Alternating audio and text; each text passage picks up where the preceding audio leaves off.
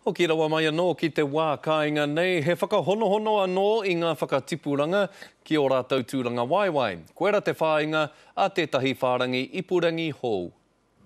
He kāinga tūturu no te Māori, he wāhi whakakotahi, whakaora anō. Koera hoki te pūmana o te oranga mo tāua mo te Māori, mo a tātou tikanga, mo a tātou oranga ātinana, me te mea nui hoki mo te oranga o te reo.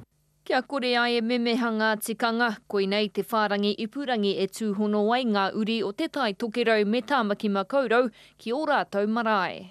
Ko momo tūranga herenga o ngā reanga tupu mai ane ngā taone, ko mutu katoa ngā herenga ki te hau kāinga.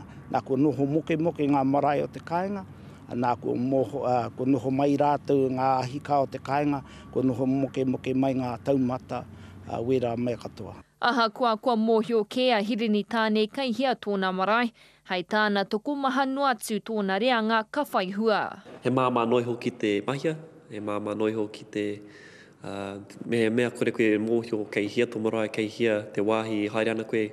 Ki te pā tōtō te tangata I te Irakati Māori Maps, Irakati.com, ka kitea koe ngā tohu o ngā marae maha.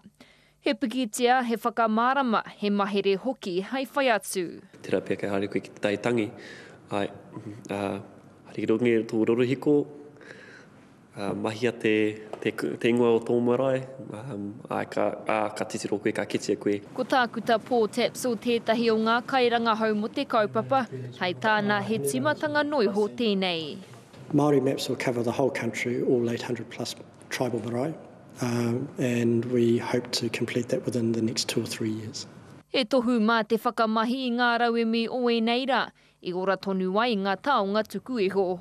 Irina Smith, Te Karere.